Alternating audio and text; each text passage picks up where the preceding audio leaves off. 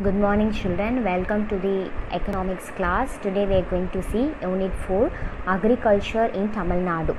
Yes, agriculture is considered to be the backbone of our country, right? Very important for our livelihood. So what happens in our Tamil Nadu regarding this agriculture will be discussed in this chapter. Okay, so in this chapter you come to know about the agricultural activity in India, to know the extent of land under cultivation in Tamil Nadu, and importance of water and irrigation in agriculture, and the various crops grown in Tamil Nadu. Okay, everything will be seen in this chapter. Most of the people of Tamil Nadu depended on agriculture at the time of independence, and even after 40 years of independence, that situation is being changed in the recent years. It has been noticed that a number of farmers in Tamil Nadu has got reduced during the last 10 years according to the census 2011. So, before the independence, right, before 1947, most of the people in Tamil Nadu, they depended on agriculture. Okay, so and even after 40 years of independence also, they were depending mostly on agriculture. Agriculture is considered to be the main activity in our country, but in the recent 10 years it has been reduced according to the census of 2011. Similarly, the number of agricultural workers also reduced during the same period. So number of agricultural workers also, see, we people are seeing many, there is no farmers at all, right? Old farmers only people are seeing. Young farmers we can't see, like young generation is not interested in farming, right? So farmers also got very reduced. According to 2001 census, 49.3 out of the total population of workers were involved in agriculture. The percentage has reduced to 42.1 in the next 10 years. So in the next 10 years it has been reduced. See, 49.3 were involved in agriculture during 2001. Okay, but in 2011 it has been reduced to 42.1. So in 2011 there were 3 crore 29 lakh workers in Tamil Nadu, of which 96 lakh were agricultural workers. So out of 29 lakh, 3 crore 29 lakh workers, 96 lakh were agricultural workers. Okay, so in 2011 nearly 55% of the women were involved in agriculture, whereas nearly 1/3 of the male population were involved in agriculture during the same year. So 55% of women were also involved in agriculture, as well as male also involved much in agriculture, but now everything has been changed, right? So sectors of people involved in agricultural activities, we will see that a major portion of the workers involved in agricultural activities are landless laborers. Though people are very interested in farming, agriculture, they don't have land. That's the fact. Okay, they want to cultivate, but they don't have the lands. So they are considered as landless laborers. They don't have land, so they are working in some other landowners. Okay, they are working under some other landowners. All the landholders do not have the same amount of land. So yes, some people have small hectares, okay, but some have many acres and all. So everyone doesn't contain the same amount of land.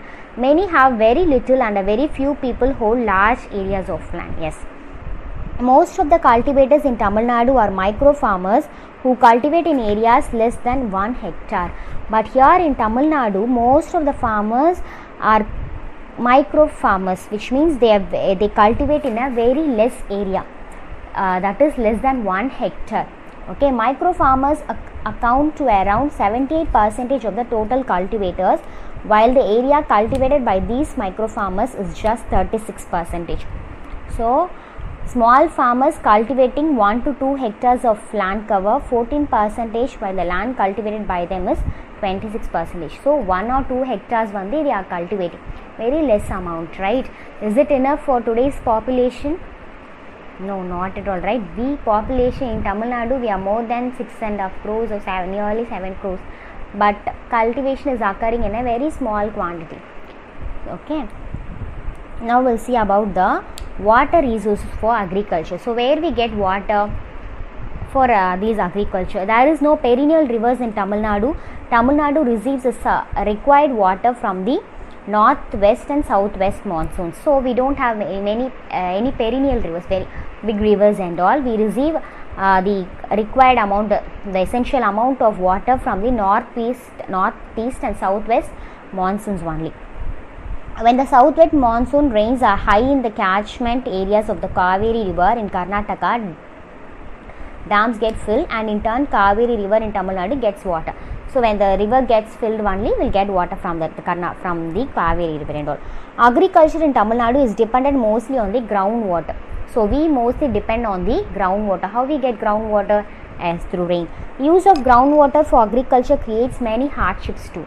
Yes, but always depending on the groundwater seems to be very hard. We can face many hardships over it, because there would be no sufferings if the amount of water taken from the underground and the amount of water that goes into the underground during the rainy season are equal. Because when the rainfall is heavy, we don't have any sufferings to get the water. Okay, it is filled, the ground is filled with the water. But on the contrary, as the amount of water taken increases, the groundwater goes down, resulting in complete dryness or change into unusable water. But if the land is very dry, if we don't have enough water, if we didn't get enough rainfall, it would be complete dry. Okay, and thus we don't have water for cultivation. Sometimes though we get water, it is not used. Okay, so from this we come to know that Tamil Nadu agriculture is dependent on groundwater. So here in Tamil Nadu, we always depend on groundwater for agriculture. So it is very urgent and necessary to regulate the usage of groundwater. So we have to regulate it, we have to save it. This is very important for sustainable farming. So this groundwater is only very important for the sustainable farming. Next we'll see about the irrigation and crop types. Okay, and what are the crops which has been cultivated in our Tamil Nadu. Paddy cultivation is carried out at a large scale of 30% cultivated land area and other food crops in 12% area. So here paddy cultivation has been 30% cultivated. Okay, and other food crops is for 12%. Millets are cultivated in a very low percentage of area. Okay, so millets are cultivated in a very low area. Cholam is cultivated in 7% of land area, and kambu is 1% and ragi is in 1.7%. So other millets occupy 6% in the year 2014 to 15. Yes. So these are the status of our crops cultivated in our Tamil Nadu, in our state. Okay, the area cultivatable land changes every year as a result of many factors such as rainfall, availability of water, weather and market prices. Yes, we all see in the news also, when the rainfall is heavy, most of the crops will be damaged. So the farmers could not get the enough yield, right? But if it is okay, means the rating price, okay, see even small some due to this rain and all, many crops have been increased. Price of the vegetables, even onions also has been raised. 1 kg of onion is selling for 100 rupees, right? So it depends according to the rainfall, availability of the weather. Okay, so it differs. So different water sources for irrigation in our Tamil Nadu are wells of 62%, canals of 24% and lakes of 14%. Okay, so we find that both the productivity and food production in Tamil Nadu continue to increase. Yes, so the productivity and food production is keep on increasing. However, the area under the food grain cultivation has reduced in the same period.